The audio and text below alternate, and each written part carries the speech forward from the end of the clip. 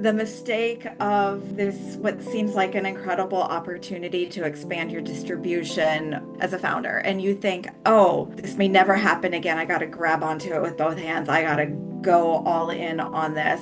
I call it the shiny object syndrome. And so I will also raise my hand and say, I also fell victim to this leading a brand. How does AI figure into your product development, even your concepting? Is that where you begin now? The great thing about AI, and when people say AI, it's a very broad term, but in terms of specific innovation, in terms of CPG product, the area that I've seen click most is having the ability to absorb vast amounts of data and then get real-time insights out of it. TikTok Shop can be just a game changer. Depending on your product, if it is a product that really lends itself to short form storytelling, video, that can be a great way to get some early traction. Now, it's expensive. Amazon can also be expensive. Get real traction, get to know your local retailers, really build a community of just rabid fans of your product locally. That will be such a feather in your cap. After the COVID pet adoption boom, Yep.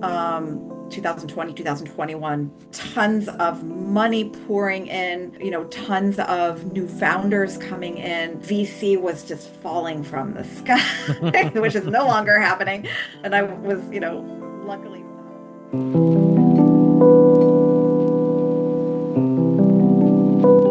Hello, everyone. I am very excited today, and I don't use that word lightly. In my line of work, I get to meet with some amazing people, one of which I have here with me. Julie Nelson is a very hard person to get a hold of because she's in such demand from brands, founders, people in different industries, specifically pet care, because she has significant, I would say, about 25 years of experience in this field, not just building up brands from scratch, but also working in companies like Petco, where I believe she led the $1.5 billion dog care business, which is probably one of the largest that they might have. So, but other than her achievements, her history, I think the way that I met Julie was that we were part of a SKU track. SKU is one of the largest, or rather most successful incubators, accelerators for CPG brands, especially early stage CPG brands.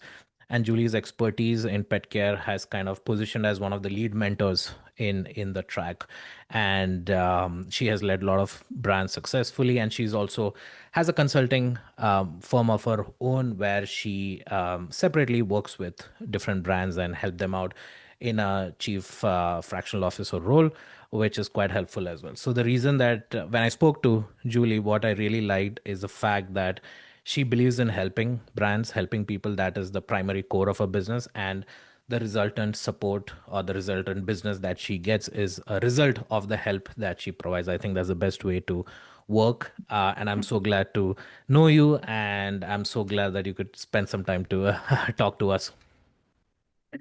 Thank you, Akil. That's quite a lovely and introduction. I really, really do appreciate it. Yeah, I'm really glad that we were able to connect through the just incredible ecosystem and community that SKU is. You're right. The entire reason that I do what I do is simply to help. And whether that's through mentoring, which, obviously it's just, it's volunteering, but I believe in supporting startup and early stage founders with surrounding them with all of the support that they need, whether that's through mentoring, whether that's through my consulting business. That really is that's what drives me every single day, is making sure that they get the support that they need. That is beautiful. And even more so considering the category in which you have expertise in, which is pet care, which is interesting because it's one of those CPG categories where the end user is not necessarily the end consumer, or rather the financial decision maker. So it's very interesting Yeah. how to think about for especially early stage brands, how they think about launching, branding the products as well. So I think one of the questions that a lot of people would have is that based on your experience talking to, I'm sure thousands of brands, some of them may be successful, some of them may not be so much. What is the number one mistake that you have seen that early brands, early founders make specifically in the pet care category? Yeah, such a great question. I think that I've seen this over and over. And by the way, I will also raise my hand and say I also fell victim to this leading a brand Oh. is I call it the shiny object syndrome. And so Yeah.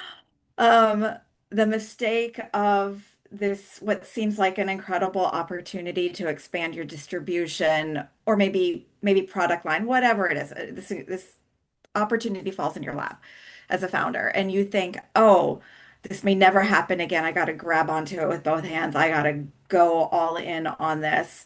And without having a true plan, you just, it's so easy to get distracted. Um, the remedy, or I guess really the way to not fall into that trap. And this is the work that I do both with my mentees and with my clients is the most important thing as you're getting going outside of optimizing your production, your product, your COGS, like that's going to come number one. Number two is making sure that you are super clear on what your channel strategy is. And those words sometimes don't necessarily channel strategy. They don't necessarily um, come naturally Mm, to a founder who maybe the founder, maybe their strong expertise is product. Maybe their strong expertise is um, finance, whatever it is. The idea of like, what is channel strategy? What it means is that you're super clear on first, who is your target customer? We're going to talk about this for pet because you're right. It's not the dog, it's not the cat. Who's your target customer? But more importantly, where can you most efficiently get to them? And that's going to be your channel or channels. And so the way that you can be not distracted, not shiny object syndrome is to have a channel strategy, mm, meaning figure out where those customers are, map out where your best opportunities are. And there are different frameworks to use. There's two that I like to use. One is we measure the size of the opportunity, and that could mean different things to different founders. It could mean revenue, it could mean bottom line profit, however you want to define success and mm, and impact, I call it impact, mm, versus the effort that you have to put forth. And I don't mean just man hours. I mean, financial effort. I mean, all the resources that you need. I like to plot that out and figure out where, the largest impact for the lowest effort is. And mm, that's going to be the near term priority. And then we can sequence it out. Okay, that's your number one channel where you can most efficiently find your customers. Where's the next? Where's the next? Where's the next? mm, And if anything falls outside of that and it's not a channel that you should be playing in now or in the future, if that opportunity falls out of the sky, you're very clear that the answer is no. mm. So that's, I think, in my world as a fractional chief commercial officer, like that is the number one mistake that I see over and over, and there's an easy fix for it. Nice. Yeah, I think that kind of makes sense because in this space, when you have the opportunity to go digital in terms of channels or offline, and even in digital, there are different options. Even in offline, there Hmm. are different options. I think it's very important, especially early on, because, like you said, you have limited resources.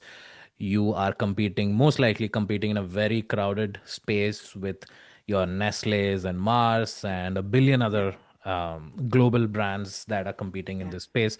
So figuring out the channel is pretty important. Speaking of digital channels, because that seems to be the, I would say, not the easiest, but the clearest path to a growth of a D2C pet care brand. what has your experience been that you've seen brands do?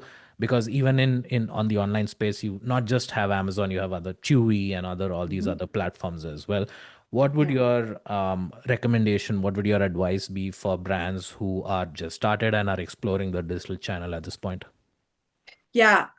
If you had asked me this a year ago, I probably would have had a different answer. Wow. Mhm. Uh, I'm gonna throw out their TikTok shop.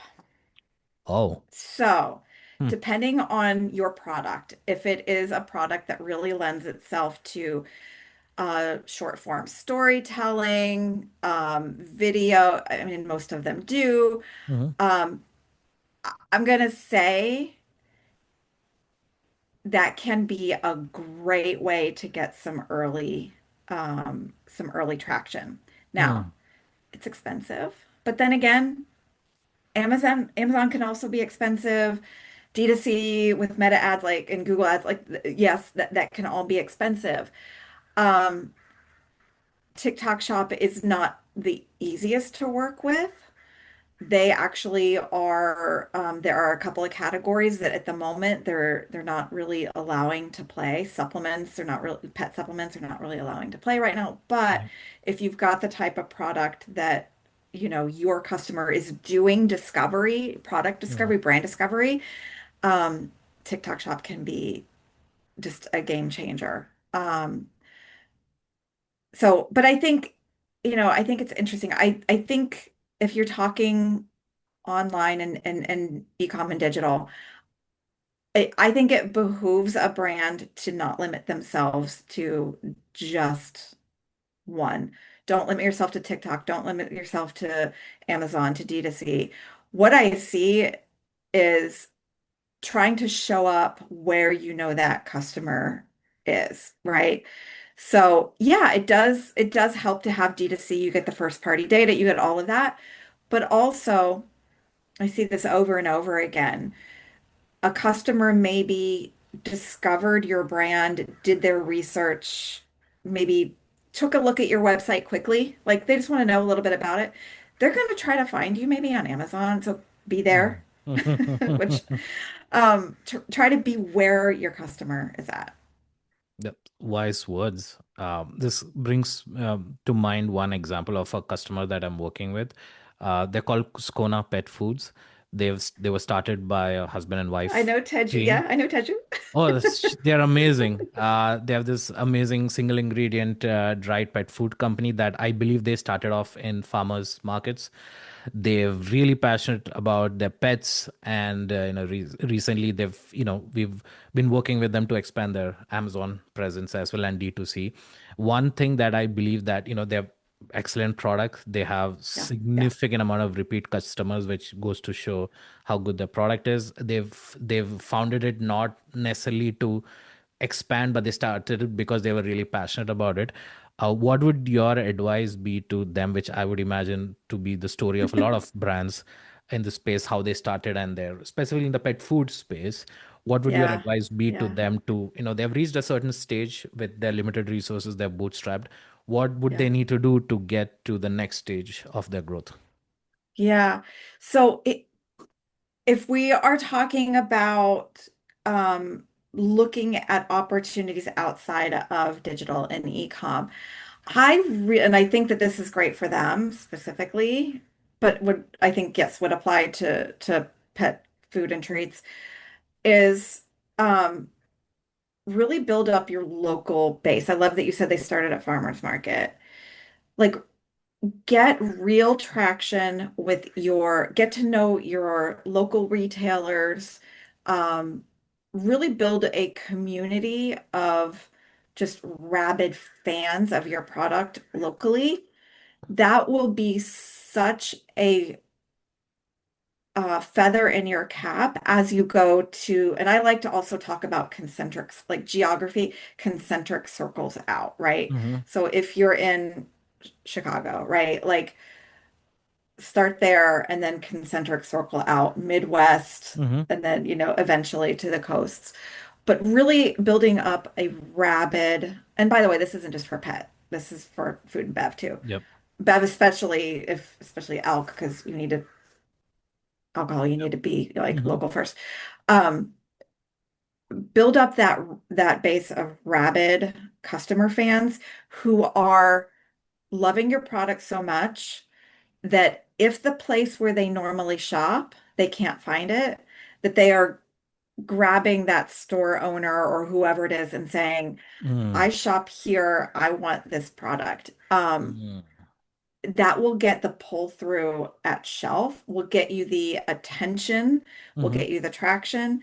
And then you've got a real data story to go out and whatever channel or retailers you're looking or distributors, if that's the case, that you're looking to go and potentially expand through, you have a real data story to tell about your velocity. Mm. That is like the number one, I think, missed part of um, I guess the growth and the sales opportunity. Mm. That's the number one piece that I see missed over and over. You're not telling your story about the demand from the customer pull through to those that you're saying, please carry my product. Hmm. No, I did not know that you knew Teju, who's one of the founders at Skona. It's a good surprise. Like I said, there are like hers, there are many other enterprising individuals who prior to this have no experience in CPG or pet care or any of this space, but now they've kind of figured with thanks to your help and thanks to help of others in the ecosystem trying to figure their way out. And it's promising to me because then it democratizes a market which up until perhaps 20 years ago were dominated by maybe Yeah. five companies Yes. who have like a stranglehold on the whole supply chain, on the distribution, on the marketing. But now I'm glad to see that it's becoming more democratized and people are willing to give opportunities to other passionate or founders and their products to grow as well. Before we started this podcast, we were discussing on other pet care or pet toys rather categories that you also have experience in. Again, when it comes to things like leashes, specialty leashes, or poop holder bags or teethers or any of these toys slash pet care products, do you see any innovation happening in that space, or do you see innovation happening in marketing and brand building and community building as opposed to just the products? Like what is your insights on those? Yeah, it's both. Um, I will say that innovation in the pet hard goods took a hit. The demand for the products took a hit, and then that Mm-hmm. trickles down to innovation kind of Mm. slows down. After the COVID Mm. pet adoption boom, Yep. 2020, 2021 booming, tons of money pouring in, like Mm. you said, tons of new founders coming in. VC was just falling from the sky, which is no longer happening. And I was, luckily a beneficiary of that. That was Mm-hmm. great. But, once we started to see, let's call it 2022, let's call it yeah, especially Q2 when it really Mm-hmm. started. High inflation. At one point, pet inflation overtook, I think it was the summer of 22, maybe or 23. Pet, I think 22 is pet inflation overtook total US Really? Wow. CPI. Mm. It's now on the graph has shifted back, but for a long time the Wow. pet inflation was higher. So once inflation was really starting to hit, once interest rates really started to grow up, you know, the pet shoppers pocketbook really took a hit, and Mm.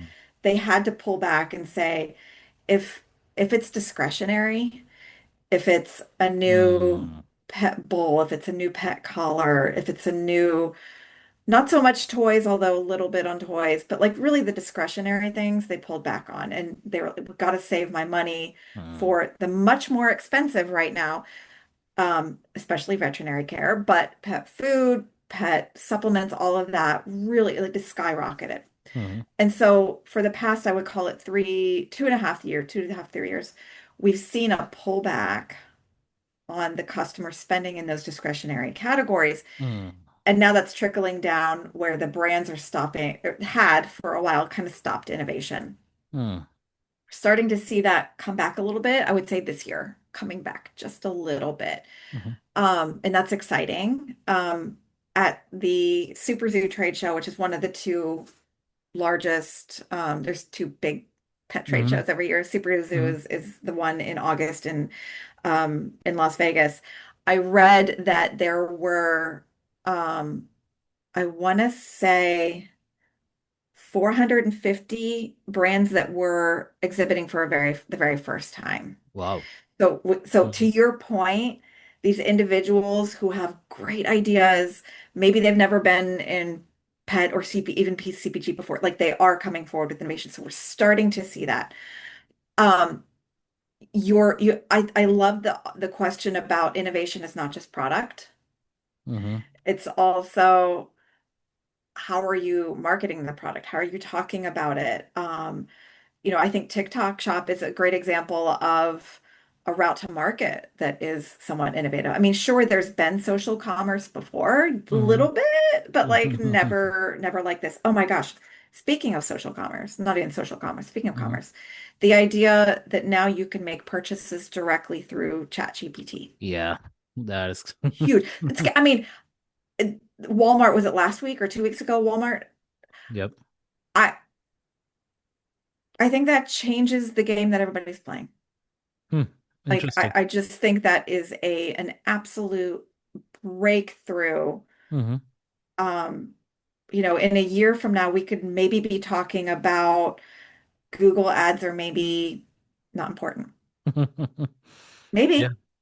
It is, and especially like in a category like pet care, where trust is super important, where loyalty is super important, because some people take go to great lengths to make sure that they have the best of the best possible, and people are Yeah. also have been increasingly aware that they have been bombarded with ads and a lot of money being thrown in their direction if they happen to have a pet in different wherever they go. So they're kind of fatigued with that kind of a, what do you call it, a push marketing, where now the LLMs and ChatGPT provide an avenue for pull marketing, where they go in search for a solution rather than a product specifically. So I think, like you said, it's a great opportunity. Yeah. And I don't even know where this is going to take us. Um, Mm. but I think you're right. I think it is an absolute I think it's going to change the game Yeah, 100%. I Yeah. mean, who knew Yeah. AI would disrupt the pet industry? It's It's crazy. wild. It's wild. Yeah. Oh, actually, I would love to hear your thoughts on this. We were talking about product innovation. Curious, Mhm. how does AI, like if you're a founder or you're Mhm. maybe thinking about becoming Mhm. a brand founder, Mhm. how does AI figure into your product development, even your concepting? Mhm. How do, like, is that where you begin now? I think the great thing about AI, and when people say AI, it's a very broad term, but in terms of specific innovation, in terms of CPG product, the area that I've seen uh, click most is having the ability to absorb vast amounts of data and then get real-time insights out of it. So, for example, thanks to AI, with some tools, including ours, there are other tools as well, where you can have the ability to get real time public reviews for any product or products you wish. So that unlocks a huge opportunity for innovation in different places, innovation for product, innovation in messaging, Mm, innovation in variations, innovation in packaging. So all these get unlocked much faster because now we have the ability to quickly make changes. So one example is, there's a brand that we work with, it's called Tickmit. She's it's founded by Olivia. We helped them launch from scratch. Now she's extremely successful, appeared on Shark Tank and different retail stores right now, obviously doing well on Amazon, Walmart, and across the board. And she started it individually. Now obviously she's doing much better. the concept is very simple. It's a arm mitten which has a special material which can help remove ticks when you rub against your pets. It's an easy Great. way to Great. get rid of a vast amount of thing. It's a very interesting product. She was obviously, when the product started doing well, it was bombarded with knockoffs Yeah. from sellers across the world where they are creating like a similar looking product, but obviously it's not the same material. They use normal microfiber cloth and passing it off as their product. And thanks to the real time insights that we were able to gather, we were able to quickly identify and get rid of those knockoffs as well. So I don't know what kind of innovation it is, maybe Hmm. brand reputation innovation.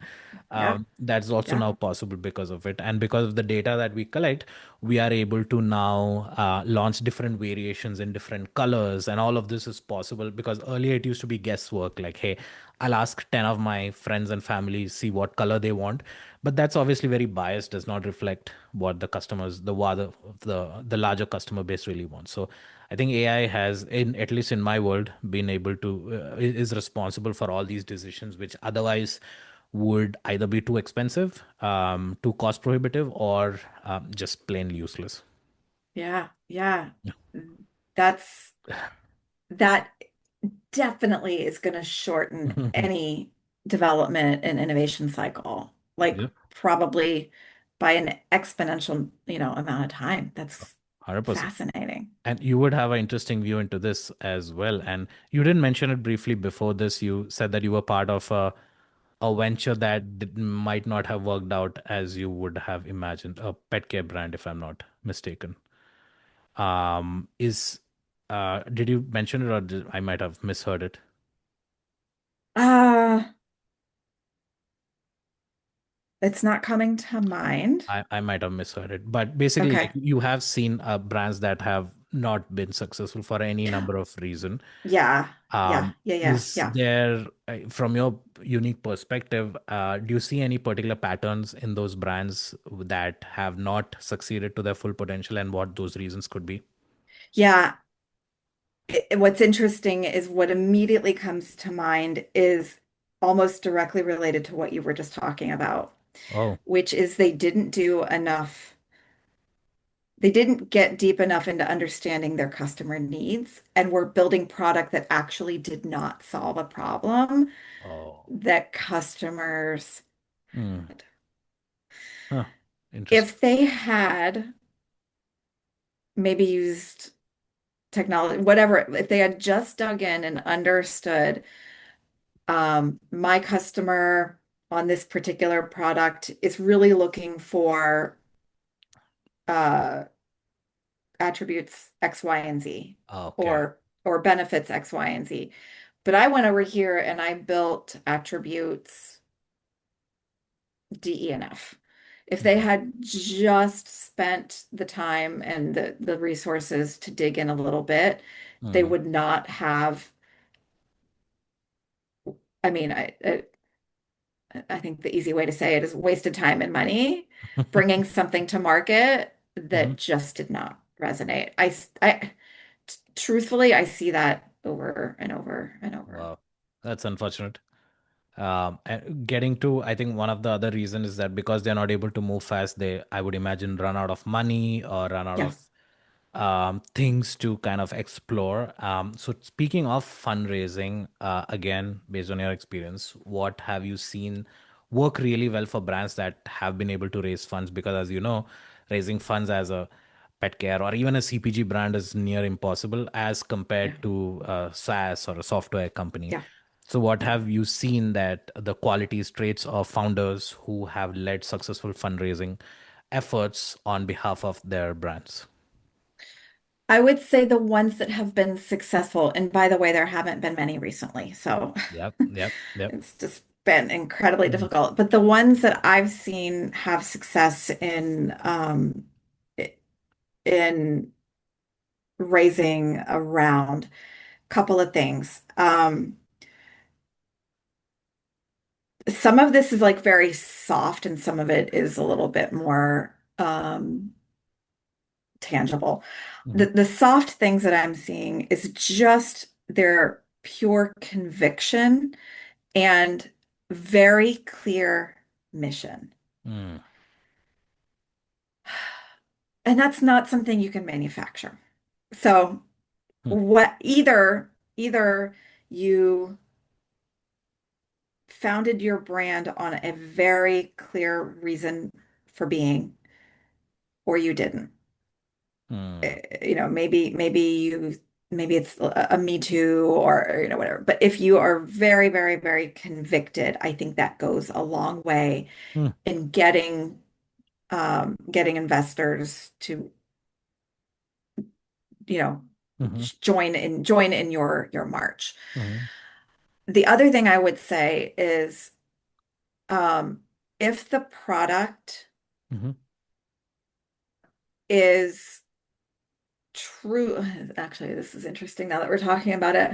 mhm, The ones I've seen work, mhm, they're not a SaaS. They're like it's not tech, but mhm. there's a tech component to it. Really? That's You know what I interesting. mean? Like whether it's like a connected Mm, device, whether there is some type of diagnostic. I'm seeing a lot of diagnostic things for pets interesting. get funded. Mhm. So, God, I kind of hate to say it's because my bread and butter is very much like on the like tactile. It's food, it's a toy, it's supplements, it's something like Mhm. that. But like what I'm seeing get funded, like there is this kind of like very interesting tech component to it. Interesting. So, and some of them, yeah, so I'm Mhm, seeing that. The other thing I would say is, and I don't know that this gets talked about enough, especially now, is a, a founder going out and pitching to raise and being very clear about what type of investor mm, how will it, the type of investor that it will be mutually beneficial. The investor is aligned with the mission and the values of the brand, but can also bring a particular skill set or network or whatever it is, and that the investor's thesis that brand really aligns with that mhm. thesis. Mm, And I don't think this gets talked about enough. interesting. Mm, It's just so easy to go out there and just try to pitch to every mm, investor in the world, but as you get into, due diligence, hopefully you get into due mhm, diligence, mhm, um, you know, really making sure that there is alignment in mission and values, and alignment on what success looks like down the mm, road, right? mhm, Um, I think that's a huge, huge, huge thing that every founder should be acutely aware of. mm. And that tech component you mentioned is kind of interesting as well because there's this other F&B brand that we work with. When they were in their due diligence, they did mention that they work with us, or rather, they use the data that we provide in very specific ways. That really impressed the investors because they felt that, despite being a CPG brand, they are very leaned into all available avenues of using the latest tech to make decisions, to understand the customers better. I think that's an interesting element that you brought up as well. Yeah, it's interesting if you think about from the investor side. Um, the more data and the more recent data that a brand can Mhm. use, I mean, as an investor, you're somewhat mitigating your risk, or Yes. at least it feels like you are somewhat mitigating your risk. Yeah. Yeah. Yeah.